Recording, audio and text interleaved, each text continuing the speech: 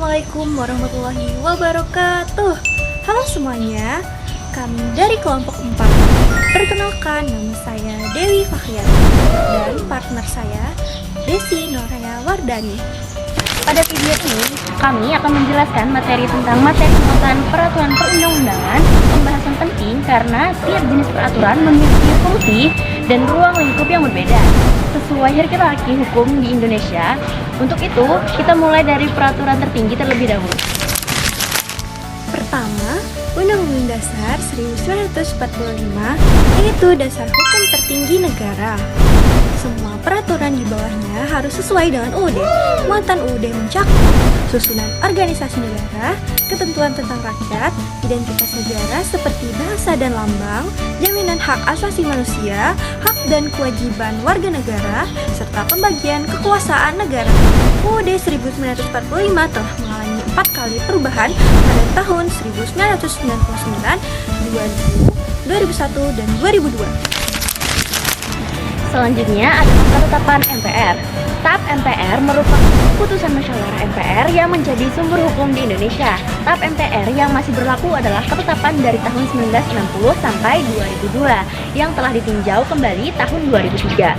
Muatan materi TAP MPR mencakup 1. Memerinci aturan dalam UUD 1945. Yang kedua, menampung norma hukum tidak tertulis. Yang terakhir atau yang ketiga, melengkapi aturan dasar yang belum diatur dalam UUD.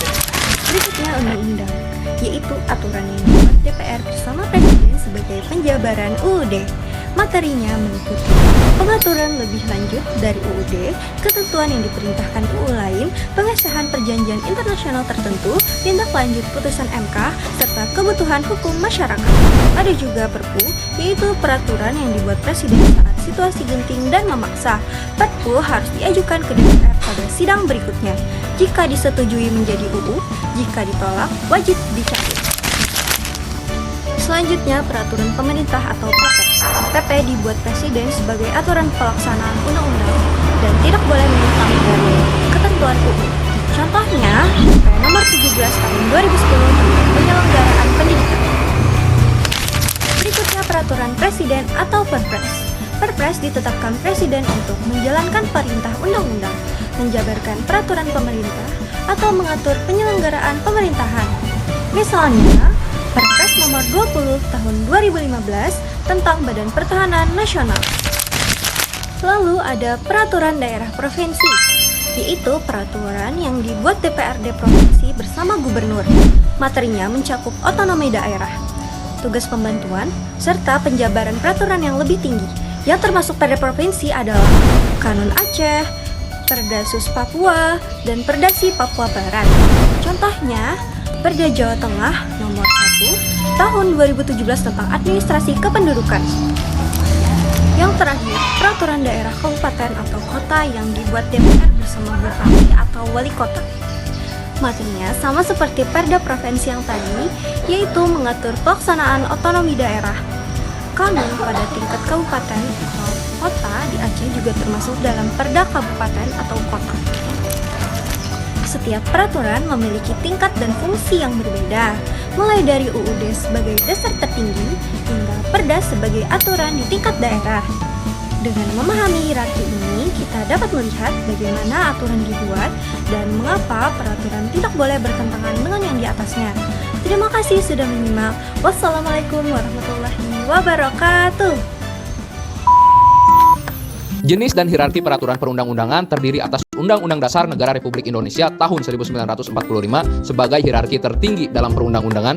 Kemudian di bawahnya ada ketetapan Majelis Permusyawaratan Rakyat, undang-undang atau peraturan pemerintah pengganti undang-undang, peraturan pemerintah, peraturan presiden, peraturan daerah provinsi, dan peraturan daerah kabupaten atau kota. Jenis peraturan perundang-undangan tersebut mencakup peraturan yang ditetapkan oleh Majelis Permusyawaratan Rakyat, Dewan Perwakilan Rakyat, Dewan Perwakilan Daerah, Mahkamah Agung, Mahkamah Konstitusi, Badan Pemeriksa Keuangan, Komisi Yudisial, Bank Indonesia, Menteri, Badan, Lembaga, atau Komisi yang setingkat yang dibentuk dengan undang-undang atau pemerintah atas perintah undang-undang, Dewan Perwakilan Rakyat Daerah Provinsi, Gubernur, Dewan Perwakilan Rakyat Daerah Kabupaten atau Kota, Bupati atau Wali Kota, hingga Kepala Desa atau yang setingkat. Peraturan perundang-undangan itu diakui keberadaannya dan mempunyai kekuatan hukum mengikat sepanjang diperintahkan oleh peraturan perundang-undangan yang lebih tinggi atau dibentuk berdasarkan kewenangan. Terdapat 4 prinsip dalam hierarki peraturan perundang-undangan, yaitu yang pertama, lex superiori derogat legi inferiori. Artinya, peraturan yang lebih rendah tidak boleh bertentangan dengan peraturan yang lebih tinggi. Asas ini berlaku pada dua peraturan yang hierarkinya tidak sederajat dan saling bertentangan. Kemudian, yang kedua, lex specialis derogat legi generali. Artinya, peraturan yang lebih khusus mengesampingkan peraturan yang lebih umum. Asas ini berlaku pada dua peraturan yang hierarkinya sederajat dengan materi yang sama. Ketiga, lex posteriori derogat legi priori. Dapat dimaknai bahwa peraturan yang baru mengesampingkan peraturan yang lama. Dan yang keempat, peraturan hanya bisa dihapus dengan peraturan yang kedudukannya sederajat atau lebih tinggi.